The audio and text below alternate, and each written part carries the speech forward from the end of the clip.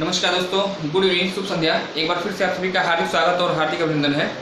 उत्तर प्रदेश अधीनस्थ सेवा चयन आयोग के द्वारा पीईटी प्रारंभिक पात्रता परीक्षा का आयोजन किया गया है और यह परीक्षा आपकी 15-16 अक्टूबर को निर्धारित की गई है। आज का एक छोटा सा वीडियो होगा जिसके अंतर्गत इस परीक्षा में जितने भी महत्वपूर्ण प्रश्न, स्पेशली अगर देखा जाए सामान्य अध्ययन विषय से जीएस के जितने भी सेगमेंट होते हैं उन सभी सेगमेंट से 2-2, 3-3 प्रश्नों को लिया गया है। एक 10 प्रश्नों की एक महत्वपूर्ण श्रृंखला बनाई गई है।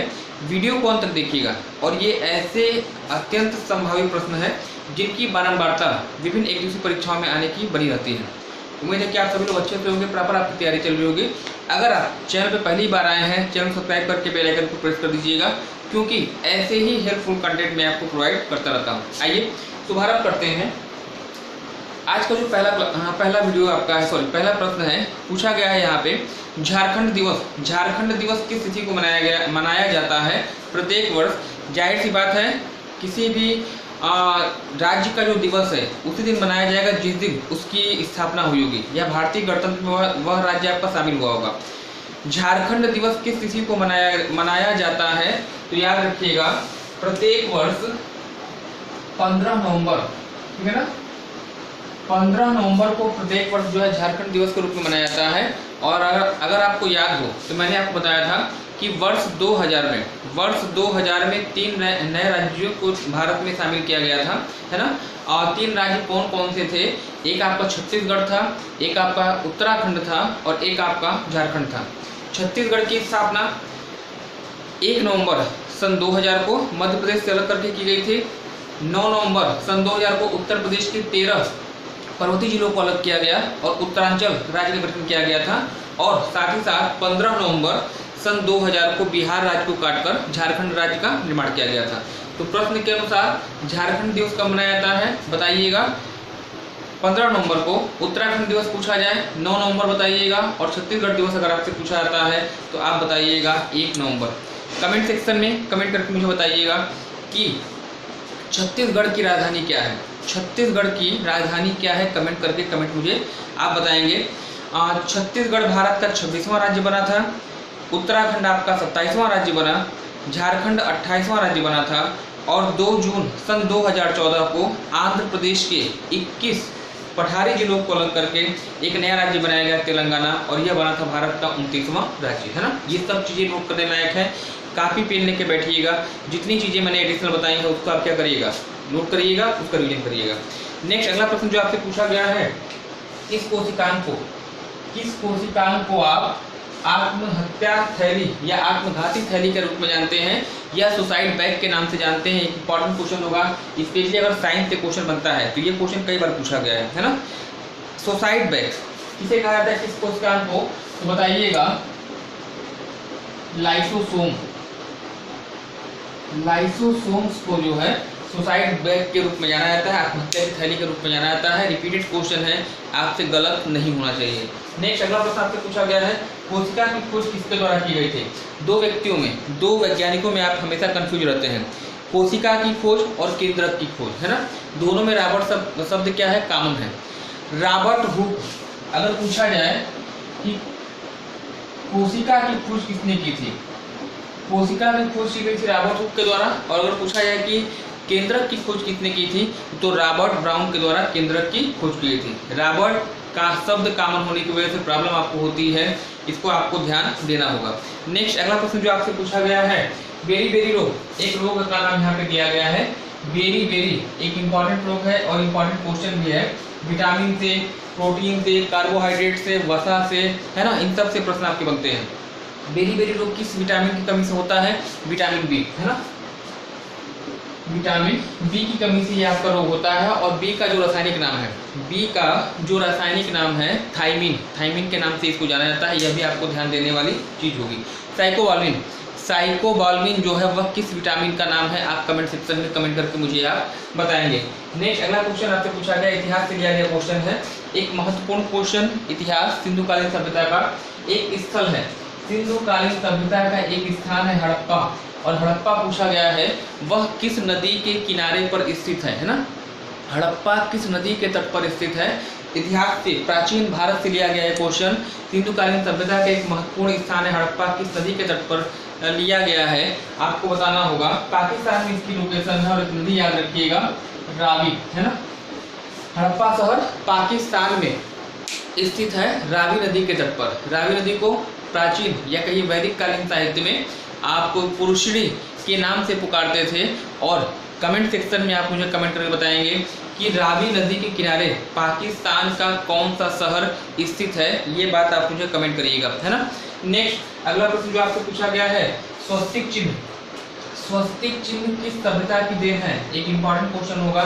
एक हिंदू धर्म में स्वस्तिक चिन्ह का एक महत्वपूर्ण स्थान है, एक शुभ चिन्ह माना जाता है। यह किस सभ्यता की देन है, तो सेम टू सेम याद रखिएगा। स्वस्तिक चिन्ह भी स्वस्तिक सिंधु याद रखिएगा।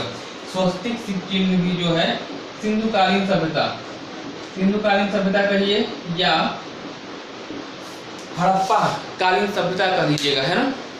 नेक्स्ट अगला प्रश्न जो आपसे पूछा गया है, महात्मा बुद्ध को किस नदी के तट पर, नदी का नाम पूछा गया है, महात्मा बुद्ध को किस नदी के किनारे ज्ञान की प्राप्ति हुई थी, तो याद रखिएगा महात्मा बुद्ध और महावीर स्वामी, इन दोनों में हमेशा आप कंफ्यूज रहते हैं, इतना मिक्सअप होता है कि डाटा आपका इधर से उधर। महावीर स्वामी का डाटा जो है महात्मा बुद्ध में आप बताते हैं और महात्मा बुद्ध का डाटा जो है वह बताते हैं महावीर स्वामी में। याद रखिएगा किस नदी के किनारे इनको ज्ञान की प्राप्ति हुई थी, तो बिहार में जो है एक स्थान पड़ता है बोध गया, है ना। बोध गया में उर्वेला नामक स्थान है और उर्वेला नामक स्थान पर जो है पीपल के वृक्ष के नीचे एक नदी याद रखिएगा, निरंजना, है ना। निरंजना नदी कहिए या फल्गु नदी, इसका नाम फल्गु भी मिलता है, निरंजना भी मिलता है। निरंजना या फल्गु नदी या पुनपुन नदी के तट पर जो है महात्मा बुद्ध को ज्ञान की प्राप्ति हुई थी, एक इम्पॉर्टेंट क्वेश्चन होगा, याद रखिएगा। और ज्ञान प्राप्ति की यह घटना जो है वह संबोधि के नाम से जानी जाती है। तो इतनी चीज़ें आपके लिए नोट करने लायक होंगी। महात्मा बुद्ध के संबंध में चार घटनाएं इनके जीवन संबंधित हैं जो कि एग्जाम में हमेशा आपसे पूछी जाती रही हैं। एक याद रखिएगा, महाभिनिष्क्रमण मतलब 28 वर्ष की अवस्था में गृह त्याग की घटना, संबोधि ज्ञान प्राप्ति की घटना, धर्मचक्र प्रवर्तन जो कि सारनाथ में इनके द्वारा दिया गया पहला उपदेश था, और महापरिनिर्वाण जो कि 80 वर्ष की अवस्था में कुशीनगर उत्तर प्रदेश में इन्होंने अपना देह त्याग किया था। तो ये 4 घटनाएं आपको याद रखनी होंगी। किससे रिलेटेड है वह आपको याद रखनी होगी, महाभिनिष्क्रमण, संबोधि, धर्मचक्र प्रवर्तन और साथ ही साथ महापरिनिर्वाण, है ना। नेक्स्ट अगला प्रश्न जो आपसे पूछा गया है, दक्षिणी आल्प्स पर्वत किस देश में स्थित है, एक इम्पॉर्टेंट क्वेश्चन है। छोटा पर्वत है, बहुत बड़ा तो नहीं है, लेकिन याद रखिएगा परीक्षा की दृष्टि से उतनी ही इम्पॉर्टेंट है, क्योंकि आल्प्स पर्वत को लेकर आप हमेशा कंफ्यूज रहते हैं। दक्षिणी आल्प्स और आल्प्स ये 2 पर्वत अलग अलग पर्वत हैं। आल्प्स पर्वत की बात करिएगा, आल्प्स पर्वत आपका यूरोप महाद्वीप में पड़ता है ना। और फ्रांस हो गया, स्विट्जरलैंड हो गया, इटली हो गया, ऑस्ट्रिया हो गया, मतलब 3-4 देशों में इसका विस्तार पाया जाता है आल्प्स पर्वत का, यूरोप महाद्वीप में। लेकिन जो दक्षिणी आल्प्स पर्वत है वह यूरोप महाद्वीप का नहीं है, बल्कि एक किस देश में है, न्यूजीलैंड, है ना। न्यूजीलैंड में स्थित यह जो है आपका दक्षिणी आल्प्स है। और माउंट ओआराकी, है ना, माउंट ओआराकी जो है इस पर्वत की सबसे ऊंची पर्वत चोटी है। तो ये सभी चीज़ें आपको नोट करनी होंगी, आने वाले एग्जाम में सब के सब आपसे पूछे जाने हैं, इसको आपको ध्यान रखना है, कलेक्शन रखना है, रिवीजन करके जाइएगा, फायदे में रहेंगे, है ना। न्यूजीलैंड की राजधानी वेलिंगटन के बारे में कहा जाता है कि विश्व की सबसे साउदर्न मोस्ट, सबसे दक्षिणतम राजधानी अगर आपसे पूछा जाता है न्यूजीलैंड की तो वेलिंगटन बताइएगा। विश्व की सबसे दक्षिणी राजधानी वेलिंगटन है जो कि न्यूजीलैंड की है। और न्यूजीलैंड के मूल निवासियों को आप किस नाम से जानते हैं, कमेंट सेक्शन में आप कमेंट करके बताएंगे। अगला प्रश्न जो आपसे पूछा गया है, वन्य जीव संरक्षण अधिनियम, मोस्ट इंपॉर्टेंट क्वेश्चन है, एनवायरनमेंट का बहुत ही इंपॉर्टेंट क्वेश्चन, इसको बिना नोट किए मत जाइएगा, आता है तब भी ठीक है, नहीं आता तब भी नोट कर लीजिएगा।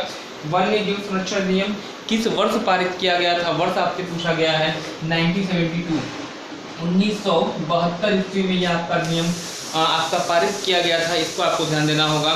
5 जून सन 1972, है ना, 5 जून सन 1972 को स्वीडन की राजधानी पड़ती है स्टॉकहोम में एक सम्मेलन हुआ था वन्य जीव संरक्षण के लिए। और 1972 में ही यह निर्धारित किया गया था कि प्रत्येक वर्ष 5 जून को जो है आपका क्या मनाया जाएगा, पर्यावरण दिवस मनाया जाएगा। तो इस चीज़ को भी आप याद रखिएगा। आप मुझे कमेंट सेक्शन में बताइएगा किस वर्ष पहला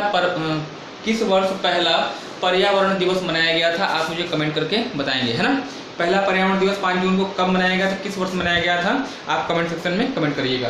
अंतिम क्वेश्चन आपका है, राष्ट्रपति का जो निर्वाचक मंडल है, राष्ट्रपति का जो निर्वाचक मंडल है यह किस देश के संविधान से लिया गया है, उस देश का नाम आपको बताना है ना।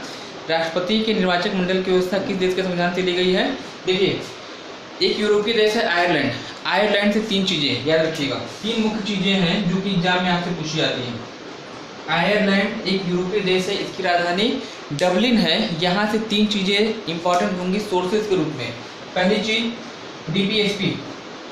डीपीएसपी यानी नीति निर्देशक तत्व, डायरेक्टिव प्रिंसिपल आपके हैं, जिनका उल्लेख संविधान के भाग 4 है ना, संविधान के भाग 4 अनुच्छेद 36 लेके 51 में है। यह नीति निर्देशक तत्व आयरलैंड के संविधान से लिए गए हैं, जो एग्जाम में बहुधा पूछे गए हैं, कई बार पूछा गया है। पहली चीज।